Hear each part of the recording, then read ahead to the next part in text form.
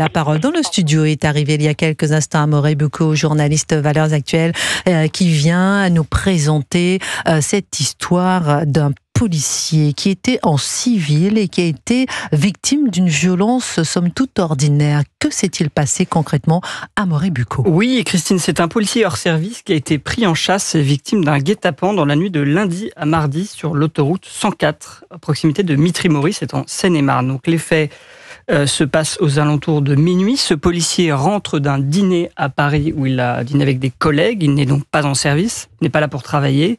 Et sur l'autoroute, eh bien, il roule sur la voie de gauche et il a le malheur de freiner à la vue d'un radar. Et le problème, mais quelle idée de freiner à la vue d'un radar? Non, je taquine. Il fait comme tout le monde.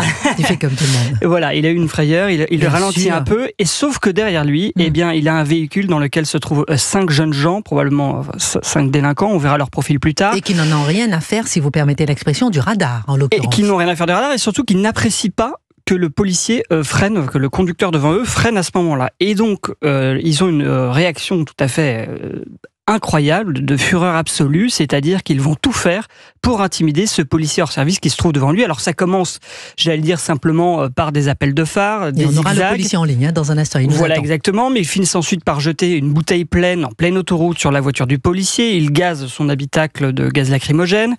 Tout ça en conduisant. Tout ça en conduisant au beau milieu de l'autoroute, donc c'est extrêmement dangereux. Le policier de son côté, on va l'entendre effectivement, mais lui ne préfère pas faire mention de sa qualité de policier. On sait qu'aujourd'hui, être policier n'est plus un rempart, mais parfois fait de vous une cible.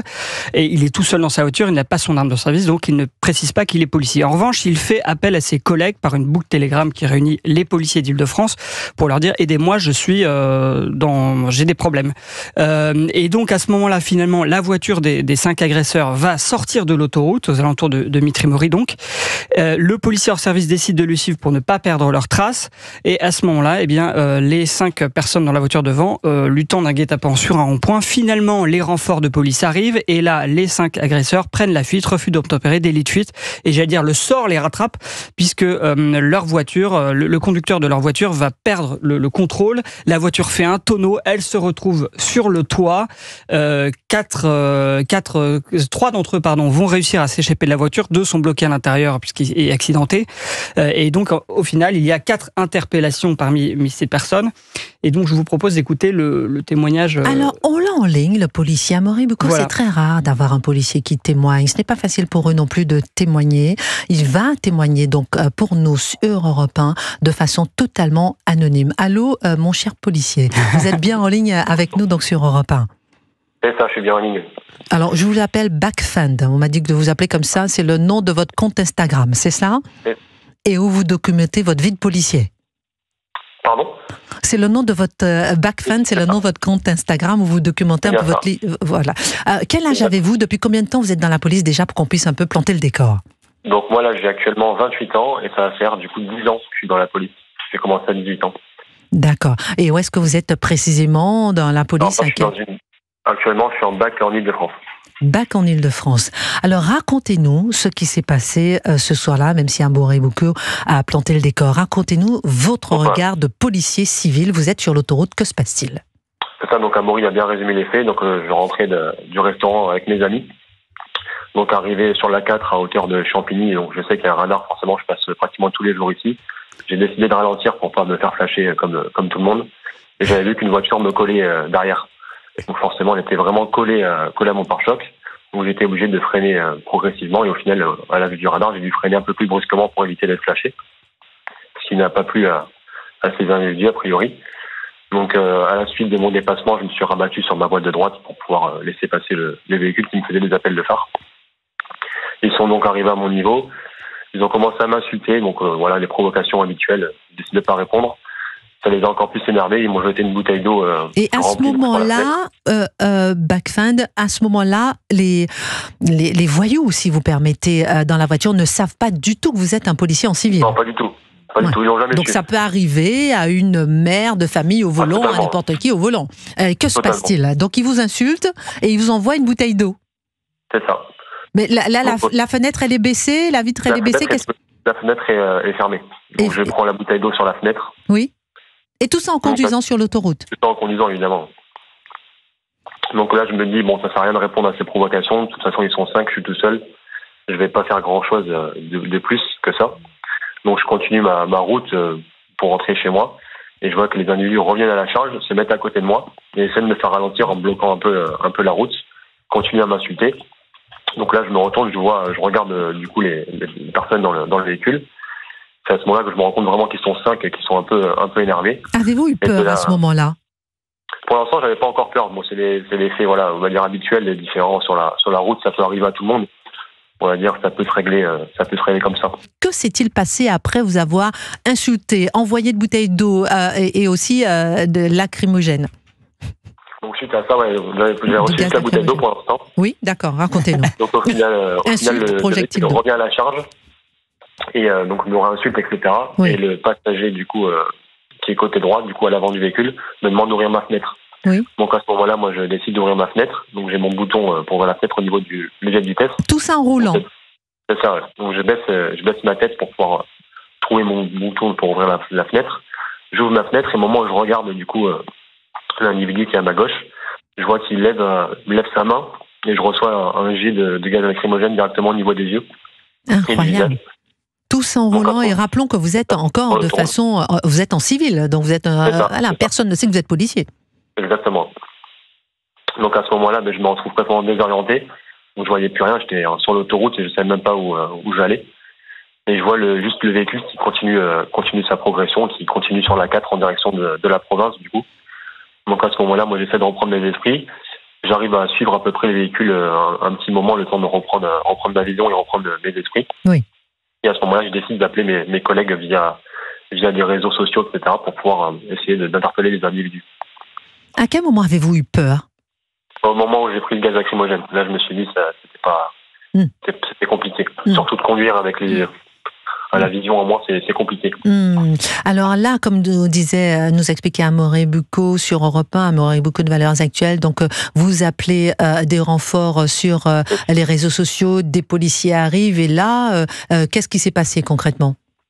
Donc au début, les policiers arrivent, mais en fait, ils passent devant moi, sans voir que c'est moi sans reconnaître mon véhicule. Oui. Et en fait, je les vois au loin, arriver au bleu, au gyro de thon, et ils me dépassent. Et en fait, j'étais au téléphone avec eux, je leur dis, vous m'avez dépassé, j'étais derrière vous. Donc à ce moment-là, ils disent, ok, pas de souci, mais on enlève le bleu, on va se mettre sur la voie droite, et on va attendre que tu repasses pour pouvoir interpeller le véhicule. Sauf qu'à ce moment-là, je pense que les individus ont compris que la police venait pour eux. Et ils sont brutalement sortis de l'autoroute. Et donc ils ont compris que je les suivais depuis le début. Et donc ils sont sortis de l'autoroute et se sont arrêtés au rond-point, ont mis la voiture en travers et m'ont attendu. Appelez-nous au 01 80 20 39 21 si vous avez déjà été victime de violences comme ça sur l'autoroute. Ils se sont mis à côté. Et que s'est-il passé après est-ce que cette prise en chasse de la part de 5 jeunes en ce qui vous concerne? Donc sur le rond-point, au final, oui. Ils m'ont attendu, donc je suis passé, j'allais pas m'arrêter, forcément ils étaient 5 avec potentiellement des armes, qui m'ont déjà gazé. Donc j'ai décidé de partir, faire semblant. Et au final, ils ont commencé à me suivre, donc j'en ai fait 2 tours de rond-point. Donc là, j'ai appelé les collègues en leur expliquant, là ça commence à devenir compliqué. Là, c'est plus moi qui suis derrière, c'est eux qui sont derrière moi, donc même. Donc là, les renforts ont commencé vraiment à arriver. Sauf que au bout du 2e tour de rond-point, la voiture s'est arrêtée au milieu du rond-point, s'est mise en travers. Et moi, au moment où j'arrive, je vois que les portes sont ouvertes, mais je comprends pas trop ce qui se passe. Et le temps que je dépasse le véhicule, il y a un individu qui a surgi du rond-point en plein milieu, en courant, et qui m'a jeté une bouteille de protoxyde d'azote sur le pare-brise. Incroyable. Il ne sait toujours pas que vous êtes policier. C'est incroyable. Non, toujours pas. Oui. Donc, une bouteille de protoxyde d'azote, c'est une bouteille à peu près l'équivalent d'une cristalline d'1,5 litre, mais en fer. Voilà, ça a brisé le pare-brise, ça m'a fait un trou dans le pare-brise.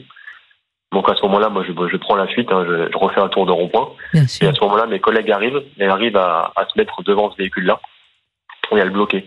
Donc je me dis c'est bon, l'histoire elle va être réglée. Sauf que les policiers mettent pied à terre, essayent de faire sortir les individus du véhicule qui rentrent en courant dedans pour prendre la fuite. Ils verrouillent les portes. Et là, à ce moment-là, le véhicule fait une marche arrière et repart en trombe en marche avant, limite en écrasant les policiers. Il y a même un policier qui a dû se décaler et sauter sur le rond-point pour éviter d'être écrasé. Oui, un peu à la gendarme commune, refus d'obtempérer, là, ensuite. C'est ça. Et du coup, il a carrément pris la fuite. Donc moi, me retrouvant derrière, mais les policiers qui étaient dans le mauvais sens, du coup, c'est moi qui me retrouve en première ligne, du coup, à chasser à chasser le véhicule. Donc je suis ce véhicule au loin. Et sauf que le premier rond-point qu'ils ont trouvé, ils ont réussi à rater la sortie. Et ils ont fait un tonneau. Ils ont fait un tonneau, ils ont été interpellés. Eric Tegner a une question à vous poser, ensuite Gabriel Cluzel, et ensuite avec Amaury Bucco, on fera un point sur le profil des personnes qui ont été interpellées. Merci de votre témoignage qui est absolument sidérant. Est-ce que vous vous attendiez un jour à ce que ce type de choses vous arrive? Est-ce que vous n'êtes pas dit à un moment, quand même, ils sont 5 dans la voiture et ils s'en prennent à une personne seule? C'est ça, moi, qui me surprend le plus. Ça aurait pu arriver à une mère de famille, à n'importe qui. C'est ça. Je pense que ça peut arriver à tout le monde, ce genre de situation. Si on le voit maintenant sur la route, il y a des gens qui sont à peu près à tout. Le moindre différent, l'escalade de la violence, maintenant, c'est un peu compliqué. Oui. Donc moi, je m'étais jamais mis en tête, moi, d'être dans une situation comme ça. Mais moi, ce qui m'a le plus choqué, c'est choqué oui et non, dans le sens où les adultes sont 5, je suis tout seul. Voilà, ça aurait pu s'arrêter là, dire voilà, fais attention, freine pas en radar. À aucun instant, ils se disent justement, on est 5, il est tout seul, laissons-le faire sa vie, on y va. Gabriel Cluzel a une question. Oui, vous n'avez pas été tenté à un moment de leur montrer votre carte professionnelle, peut-être en vous disant bon ça va les calmer quand ils ont commencé à vous agresser sur l'autoroute. Vous avez pensé au contraire que c'était peut-être une circonstance aggravante, si j'ose dire, si ça aurait suscité d'autres violences? J'ai préféré garder ma carte dans ma poche.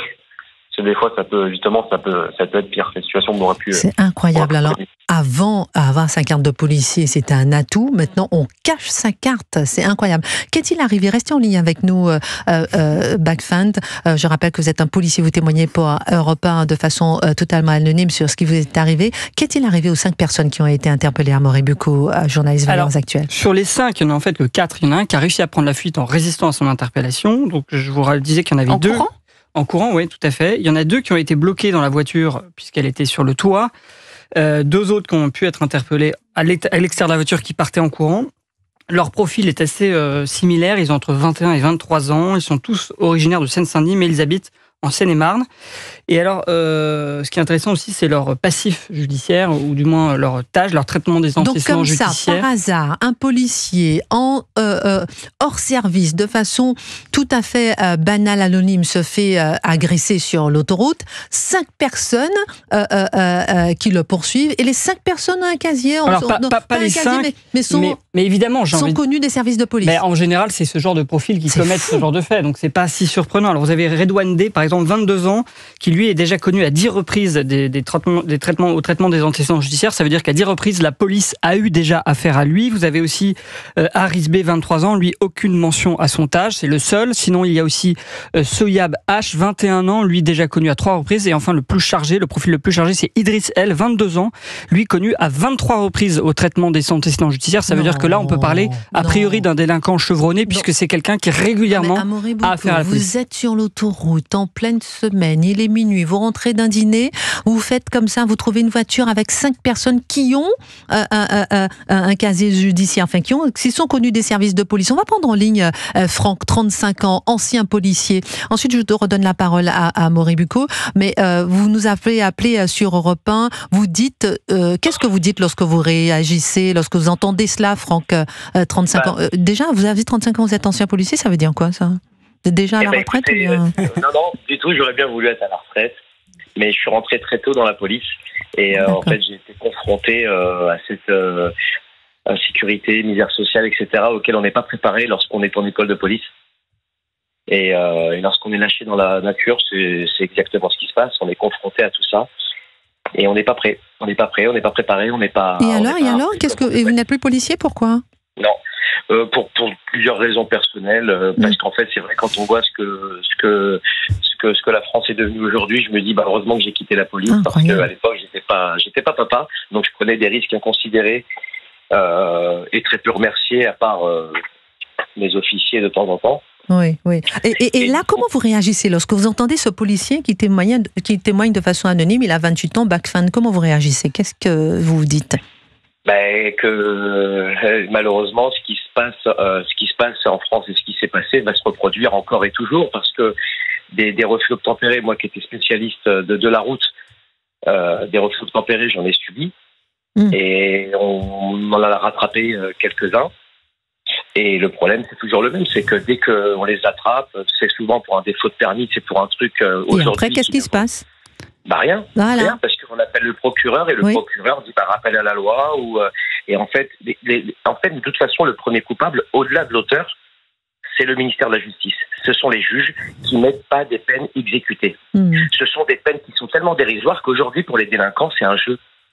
C'est un jeu de narguer la police, c'est un jeu de faire des refus d'obtempérer, c'est le jeu du chat et de la souris. Mais aujourd'hui, ils savent très bien que le chat ne va plus les rattraper. Ouais, c'est ça, et la preuve, là, ils s'en prennent à quelqu'un seul sur l'autoroute à Morébucco. Alors oui, non, mais ce qui est intéressant aussi dans cette affaire, c'est que, d'après mes informations, la voiture n'était pas volée, mais la plaque ramenait à un garage fantôme. Et c'est un dispositif qui est très utilisé par les délinquants et les criminels. Ça veut dire qu'en fait, vous avez un garage en fait qui n'a plus d'activité, qui n'a pas de siège, mais qui peut encore émettre des plaques d'immatriculation. Wow. Et derrière, on n'arrive pas à retrouver qui est au volant et en fait qui est responsable de ce véhicule.